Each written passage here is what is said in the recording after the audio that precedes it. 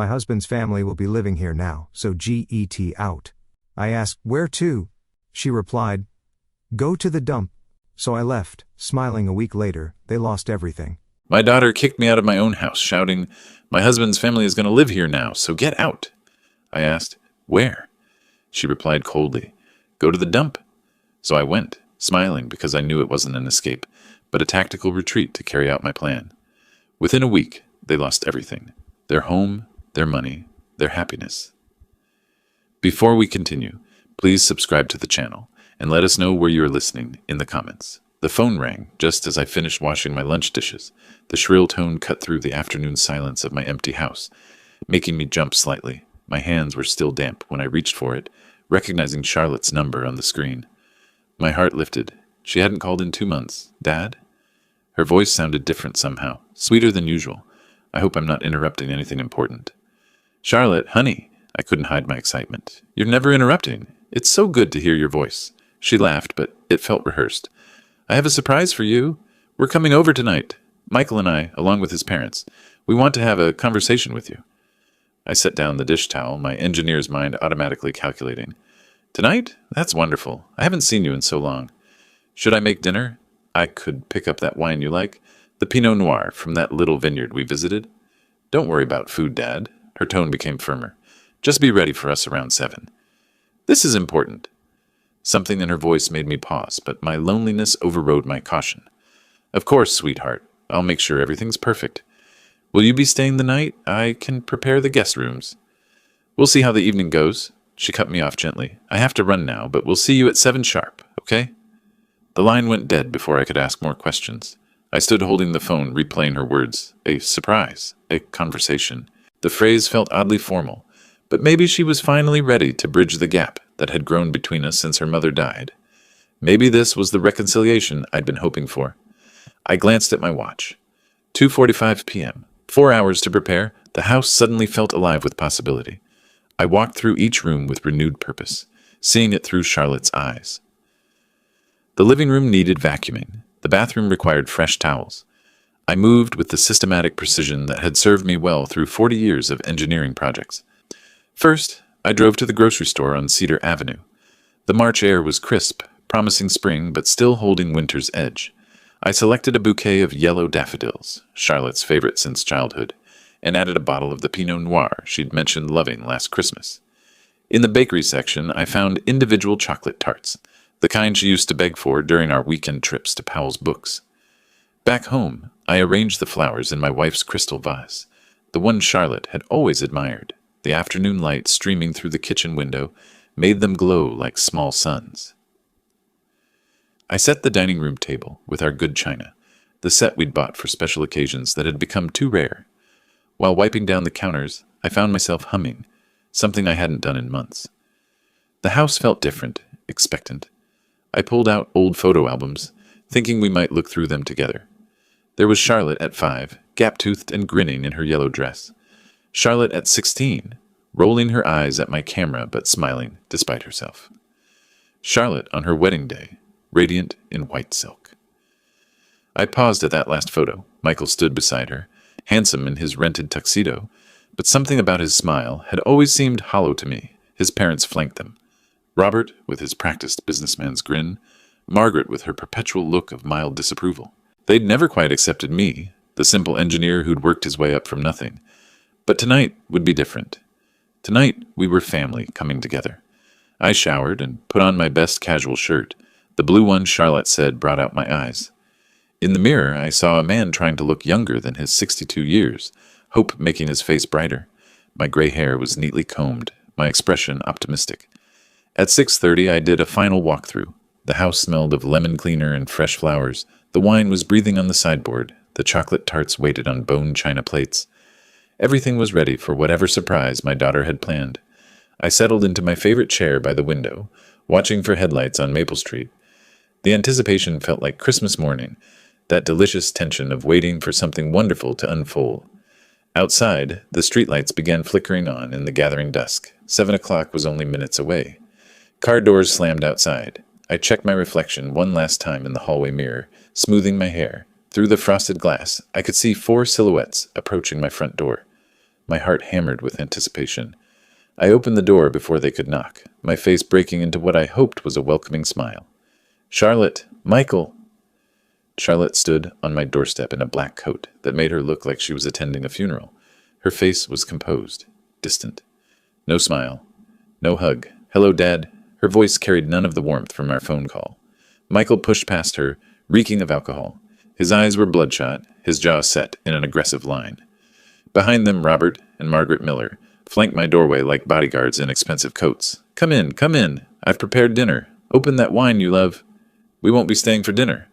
Margaret Miller swept into my living room without invitation, her sharp eyes already cataloging my furniture, my belongings. She touched my wife's crystal vase dismissively. "Such cheap flowers." I blinked, confused. I bought Charlotte's favorites. "The daffodils." "Dad, we need to talk." Charlotte finally looked at me, but her eyes were cold as January rain. "Sit down." Robert Miller had pulled out his phone and was photographing my kitchen, my dining room. The camera clicked methodically. I watched him, bewildered. What's he doing? "Assessing the property value," Margaret said matter-of-factly. She settled into my wife's favorite chair like she owned it. "Now my son's family will live here, so get out." The words hit me like a physical blow. I gripped the back of the sofa. "What? I don't understand." "Where? This is my house. I've lived here 30 years. Charlotte's voice cut through my protest like ice. "Go to the dump if you want. We need this house." Michael stepped closer, his breath sharp with whiskey. "We already arranged things with the police. Don't make trouble." I stared at my daughter, searching her face for any trace of the child I'd raised, the woman I'd loved unconditionally. Nothing. She looked at me like I was a stranger. Worse, like I was an obstacle. "Charlotte, sweetheart, I don't understand what's happening. Is this about money? If you need help? You're leaving tonight." Margaret's voice brooked no argument. "We'll give you 1 hour to pack essentials." My legs gave out. I sank into the sofa, my mind reeling. The chocolate tart sat untouched on the dining table. The wine breathed uselessly in its crystal decanter. Everything I'd prepared with such hope seemed to mock me now. "This is my home," I whispered. Robert Miller finished his photography and slipped his phone away. "Not anymore.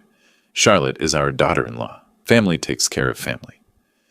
The irony wasn't lost on me. I looked around the room, at 4 decades of memories, at the life I'd built with my late wife, at the home where I'd raised Charlotte with such love. Now they stood in my living room, like invaders, dividing up my existence.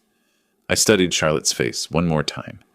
This woman who'd called me 6 hours ago, who'd spoken of surprises and conversations, who'd let me believe, for one afternoon, that I mattered.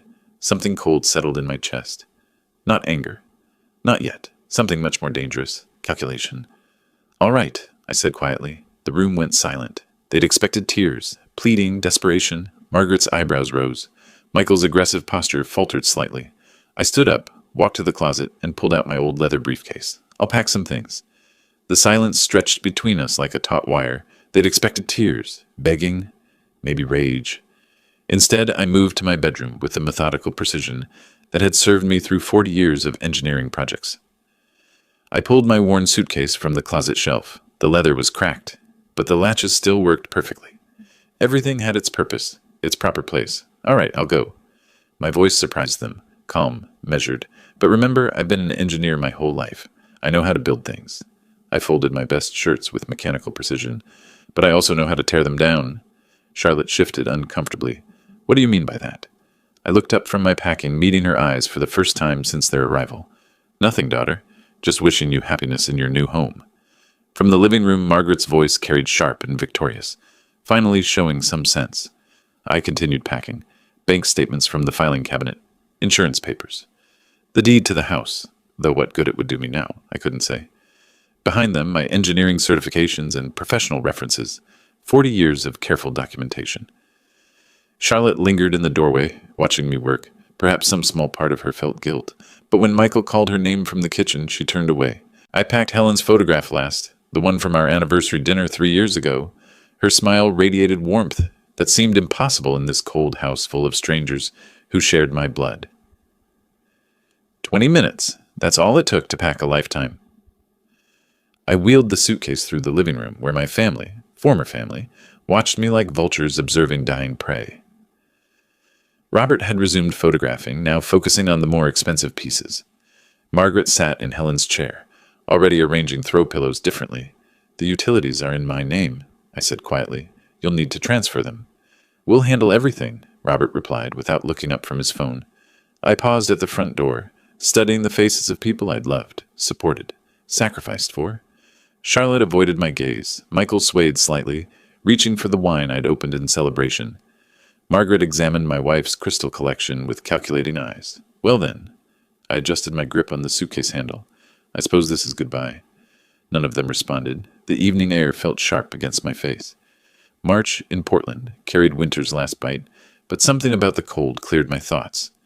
I loaded the suitcase into my Honda's trunk, the car Helen and I had bought together 5 years ago. Still reliable. Still serving its purpose. I drove through familiar neighborhoods that no longer felt like home. Past the elementary school where I'd dropped Charlotte off countless mornings, past the park where we'd celebrated her graduation, past the grocery store where I'd shopped for tonight's rejected dinner.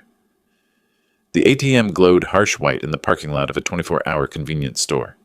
I inserted my card with steady fingers, checking my account balance, pension deposits, Social Security. Savings accumulated over decades of careful living. Not wealthy, but sufficient. More than they'd expected, probably. The Sunrise Inn sat along a commercial strip 15 minutes from my former neighborhood. Budget accommodations, but clean. The desk clerk, a young woman with tired eyes, processed my registration without curiosity.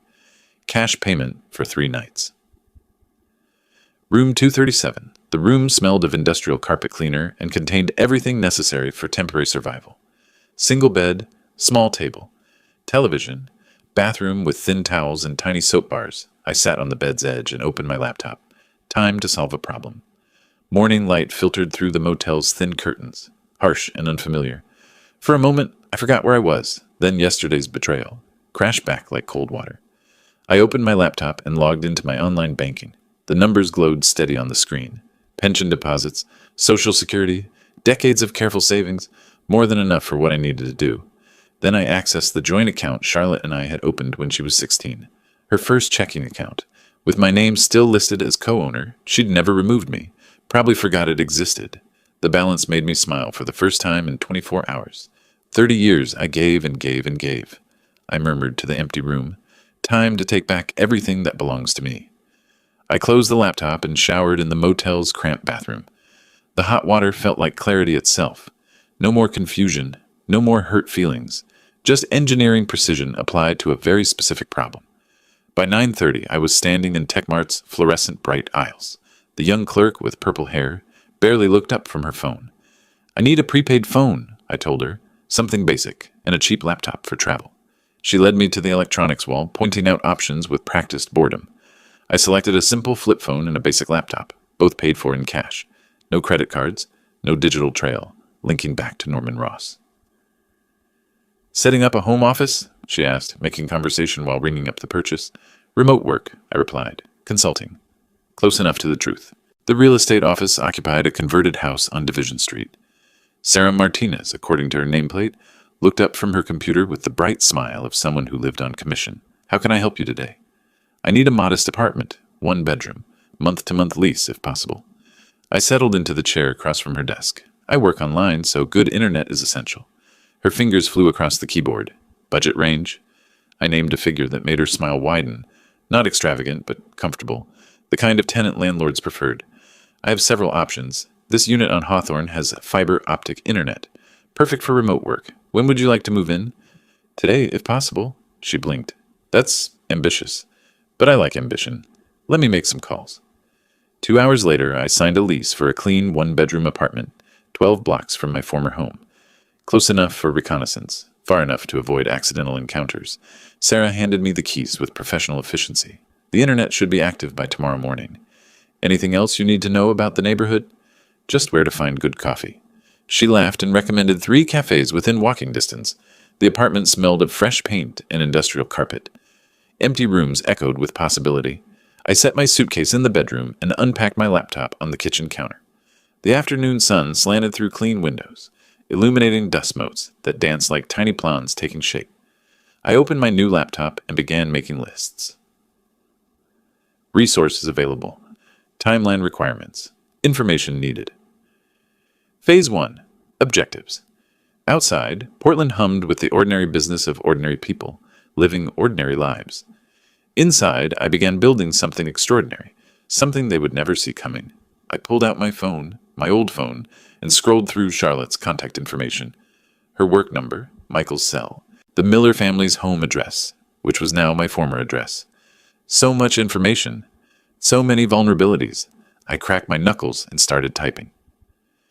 Wednesday morning arrived with the methodical precision I'd always applied to complex engineering projects.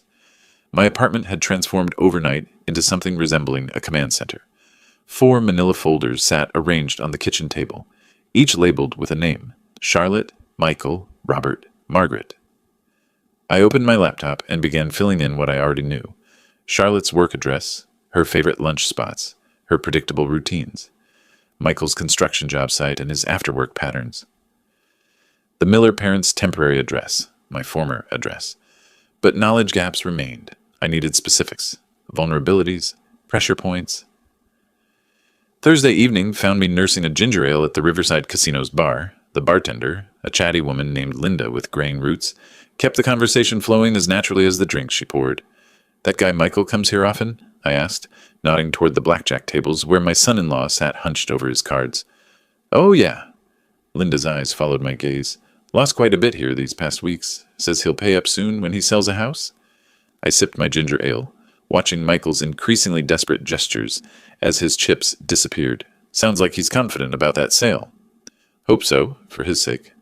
Linda lowered her voice conspiratorially. "Some of these guys don't like waiting, if you know what I mean."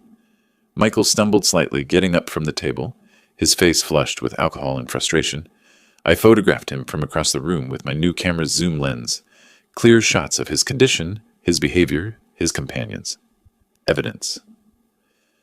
Friday morning, I followed Michael to his construction site downtown. He worked for Henderson Development, a mid-sized company with offices in a glass building on 3rd Avenue. At 11:30, he emerged for what appeared to be an extended lunch break. He wasn't alone. The woman was perhaps 30, auburn-haired, wearing a tailored business suit that suggested she earned more than Michael ever would. They walked close together, his hand occasionally touching her back in a way that spoke of intimacy rather than friendship. I photographed them from across the street, their body language, her hand on his arm, the kiss she gave him before they parted ways at her car. More evidence. That afternoon, I visited the Multnomah County Clerk's office.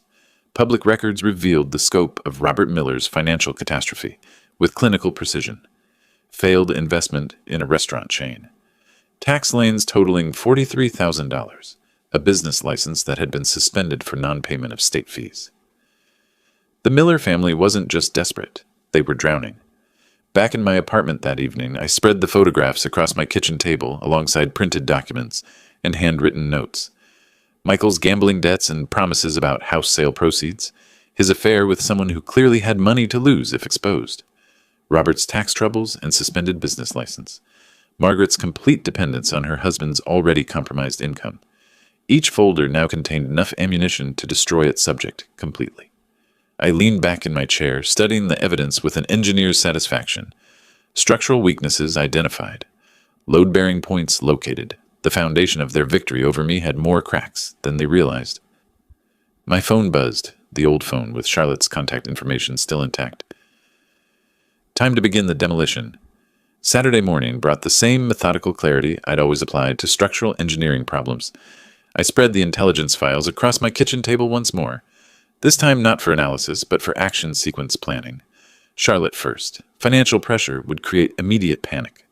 Robert second. Government investigation would consume his already limited resources. Michael third. His gambling debts and affair provided multiple pressure points. Margaret fourth. Her complete dependency meant she'd collapse when the others fell. By 10:30, I was sitting across from David Ortiz, the branch manager at First National Bank, the same bank where Charlotte and I had opened her first checking account 18 years ago. "I need to modify the access permissions on this joint account," I told him, sliding the paperwork across his desk. David reviewed the documents with professional efficiency. "These account modifications will take effect immediately, Mr. Ross. You're establishing yourself as the primary account holder with approval requirements for large withdrawals." "Perfect. Please notify me of any access attempts." He nodded, making notes in the system. "Would you like to set specific withdrawal limits for the secondary account holder?" Yes, $200 daily maximum. Anything larger requires my written approval. Charlotte would discover the restrictions the next time she tried to pay rent or buy groceries. The panic would be immediate, complete. After lunch, I found myself in the downtown office of James Parker, attorney at law. His diplomas covered one wall like certificates of competence, which I found reassuring. I invested $23,000 in improvements to that house over the past 5 years, I explained, showing him the receipts I'd carefully maintained. New roof, foundation work, kitchen renovation, all documented. James studied the paperwork with the thoroughness that justified his hourly rate. You have legal rights to this house, Mr. Ross. You've invested significant money in the purchase and improvements. Excellent, but first, I want them to understand their mistake themselves.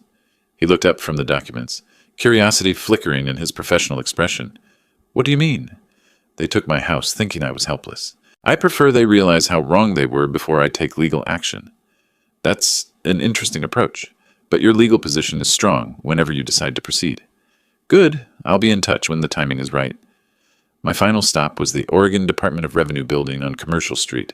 The clerk, a tired-looking woman in her 50s, accepted my manila envelope without particular interest. Anonymous submission of potential tax irregularities. She confirmed, yes, Robert Miller, business owner. Documentation of unreported income, questionable deductions, and suspended business licenses. She stamped the envelope and filed it in a basket marked investigation required. Government bureaucracy would handle the rest with its own methodical precision.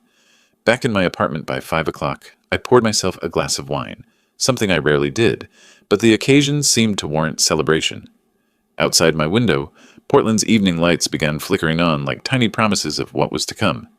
The first moves were in play. Charlotte would discover her financial restrictions within days. Robert's tax investigation would begin within weeks.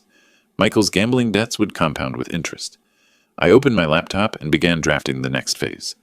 Monday morning arrived with the precise timing I'd engineered. My phone buzzed with a text notification from the bank. Someone had attempted to access the restricted account. Multiple attempts, actually. The timestamp showed 10:47 a.m. Charlotte had discovered her new reality. I poured coffee and opened my laptop, checking the bank's online activity log. 7 failed access attempts in 15 minutes. 2 phone calls to customer service. 1 request for immediate account review. All denied, as planned. My phone rang at 11:23. Charlotte's number.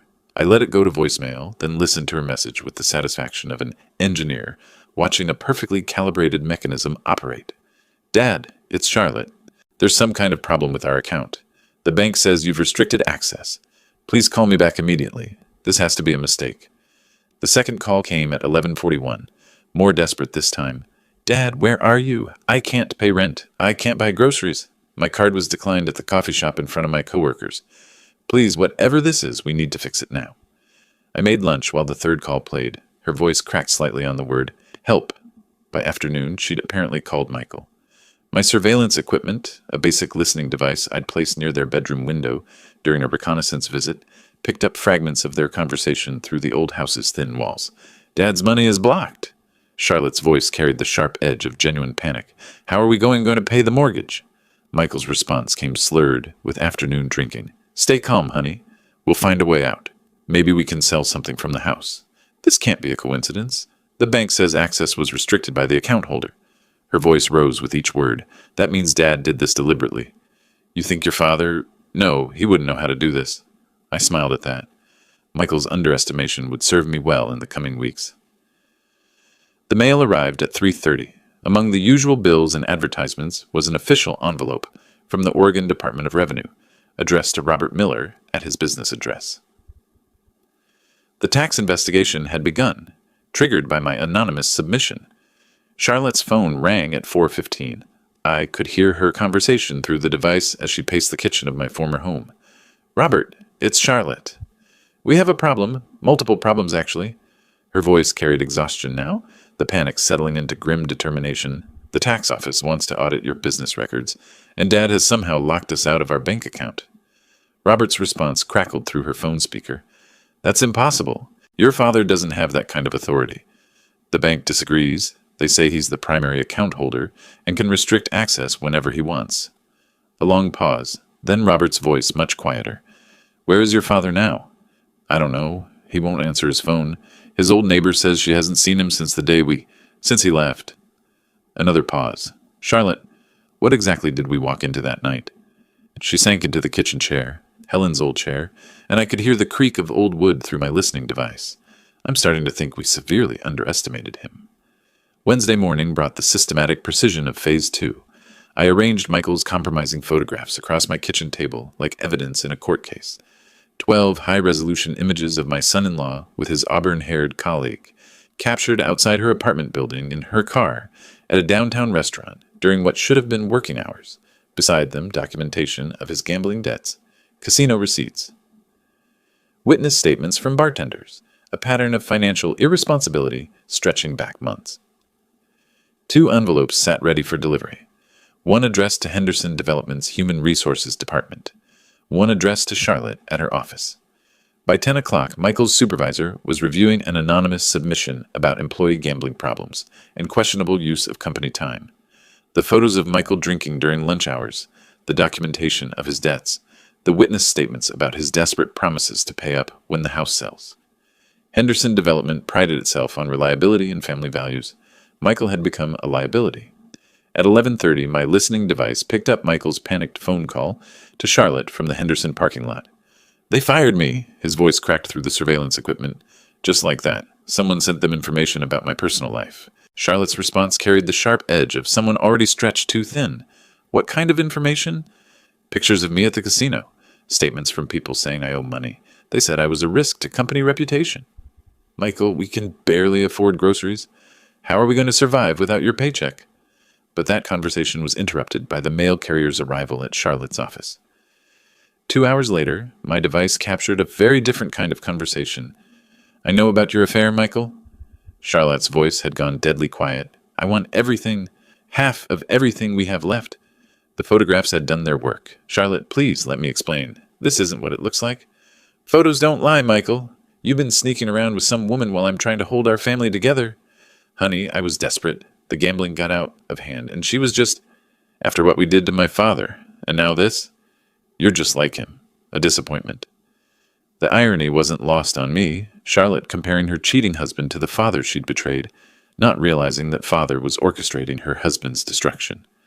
Michael's voice turned desperate. "This can't all be coincidence. First your dad's money gets locked up. Then I lose my job. Now these photos show up. Someone's doing this to us. Who would even care enough to destroy us?" The silence that followed was beautiful in its implications. Even through my surveillance device, I could hear the moment when realization began to dawn. "Your father," Michael whispered finally. "We threw out a man who spent 40 years learning how to solve problems methodically." Charlotte's laugh carried no humor. "Dad couldn't organize a birthday party, let alone some elaborate revenge scheme." "Then explain how our entire life fell apart in 1 week." I closed my laptop and poured myself an evening glass of wine. Michael was broken professionally and personally. Charlotte faced financial ruin and marital collapse simultaneously. Both were beginning to suspect the scope of their miscalculation. Tomorrow, I would begin Phase 3.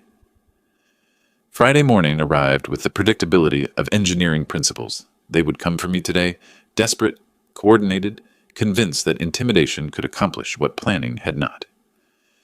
I arranged my legal documents in neat stacks across the kitchen table. Bank statements, property investment receipts, attorney correspondence, everything legitimate, everything defensible. At 10:30, the knock came.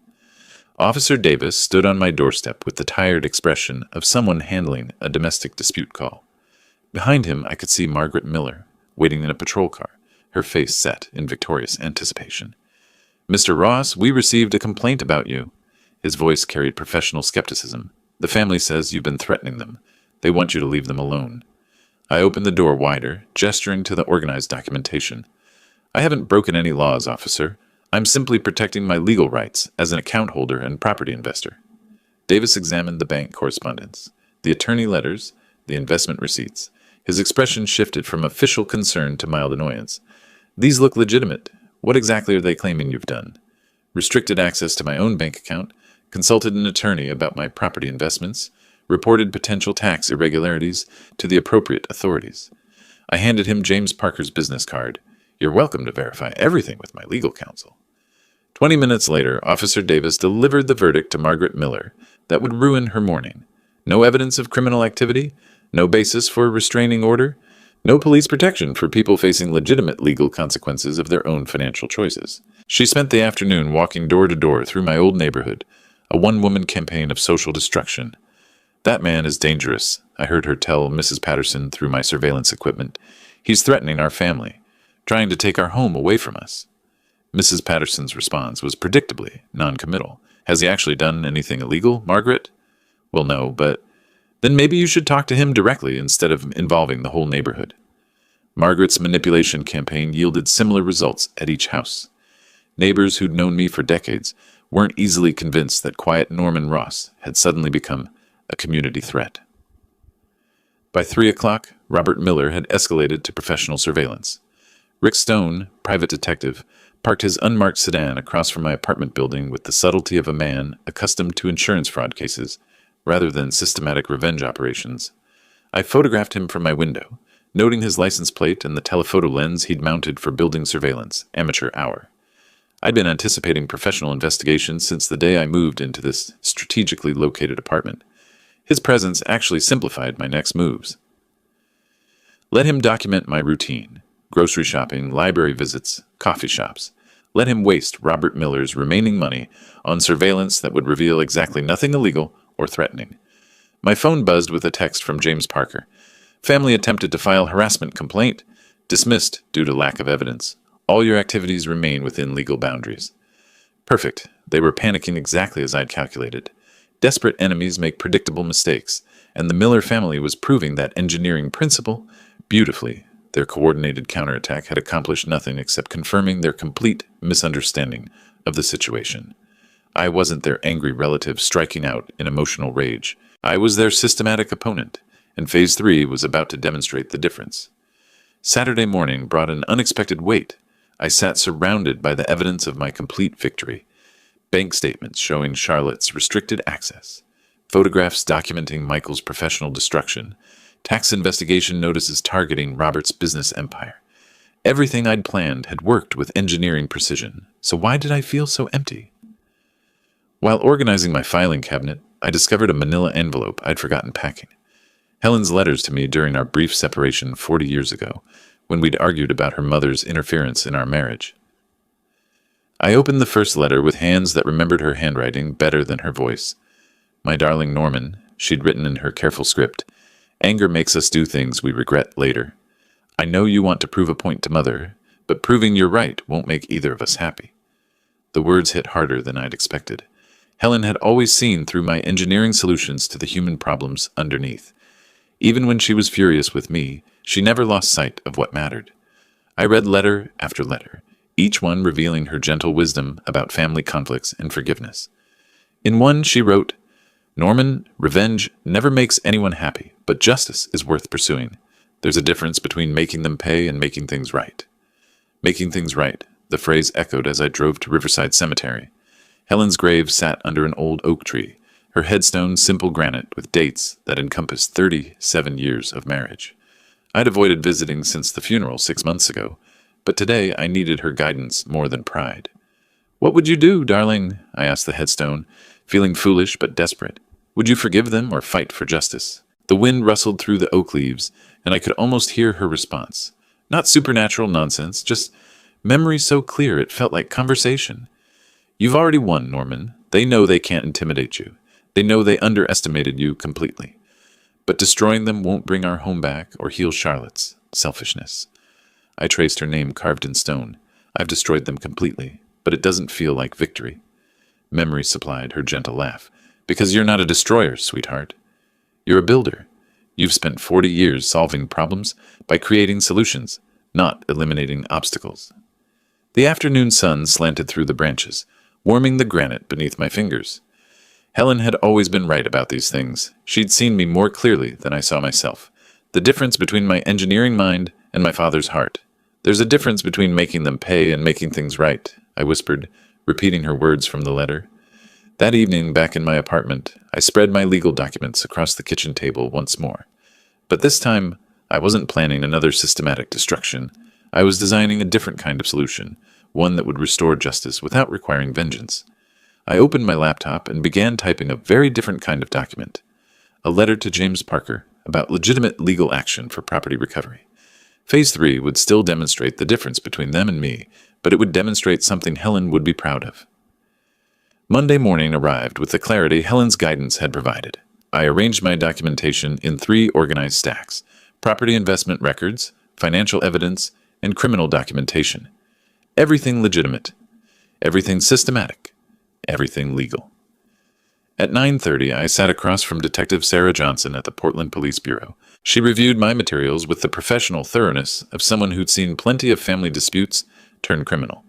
"Mr. Ross, you have sufficient evidence for criminal charges," she said, studying Robert Miller's tax documents. "Financial fraud, tax evasion, potentially conspiracy to defraud you of property investments." I handed her the photographs of Michael's gambling activities. "I want justice through proper legal channels, not personal revenge."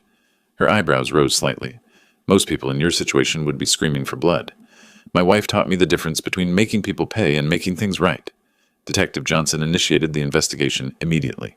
By 11 o'clock, arrest warrants were issued for Robert Miller on tax evasion charges. The systematic approach that had served my private campaign now served legitimate justice perfectly. The emergency court hearing convened at 1 o'clock. Judge Williams, a no-nonsense woman in her 50s, reviewed my property investment documentation with professional efficiency.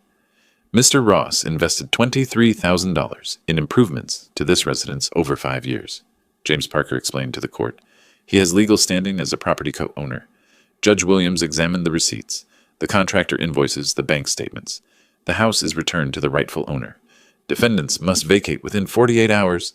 The gavel's bang echoed like an engineering solution clicking perfectly into place. By 3 o'clock, the eviction notice was served. I watched from across the street as the sheriff's deputy handed the official court order to Margaret Miller. Her face went through the same progression of emotions I'd seen 2 weeks ago: shock, anger, desperate calculation.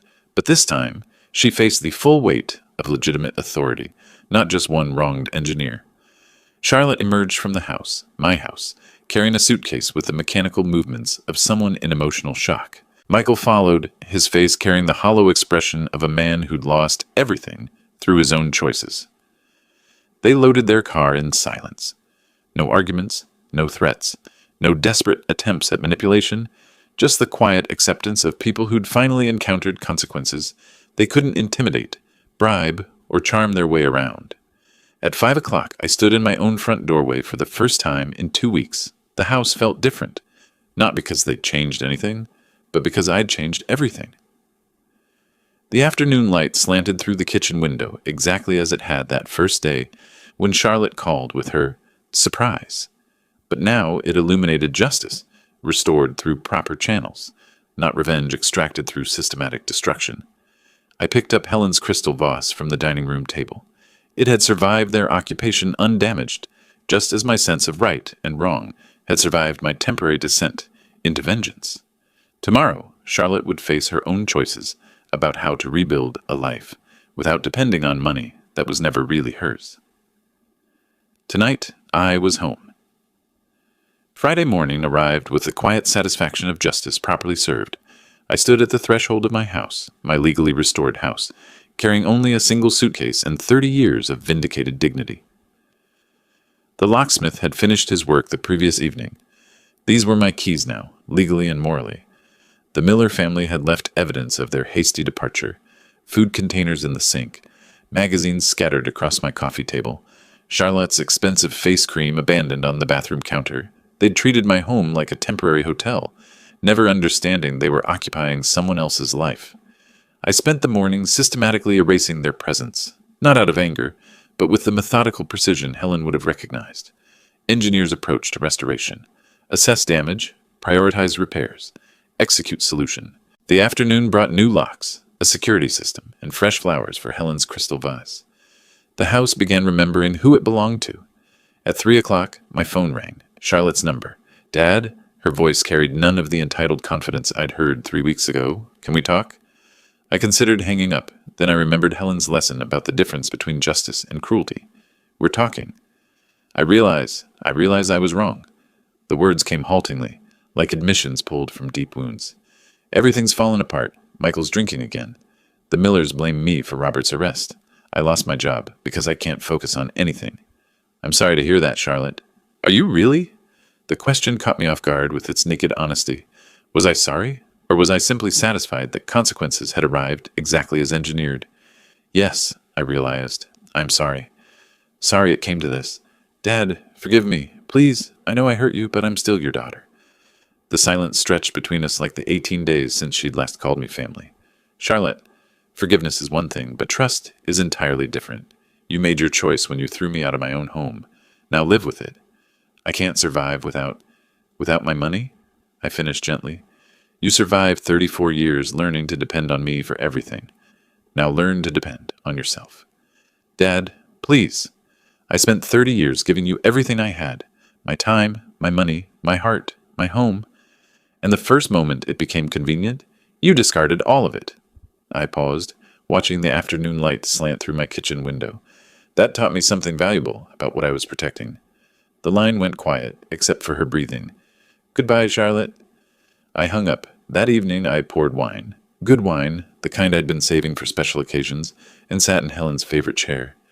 The house felt different now, not just because the Miller family's presence had been erased, but because it contained something new, self-respect restored through legitimate channels. Helen, I said to the empty room, I did this right. Justice prevailed. I could almost hear her gentle laughter, feel her approval in the familiar creaks of our home settling around us. The systematic opponent had become something better, a man who'd learned the difference between winning and being right. Outside, Portland hummed with ordinary life. Inside, I began planning what to build next. If you like this story, please like this video, subscribe to the channel, and share your impressions of this story in the comments.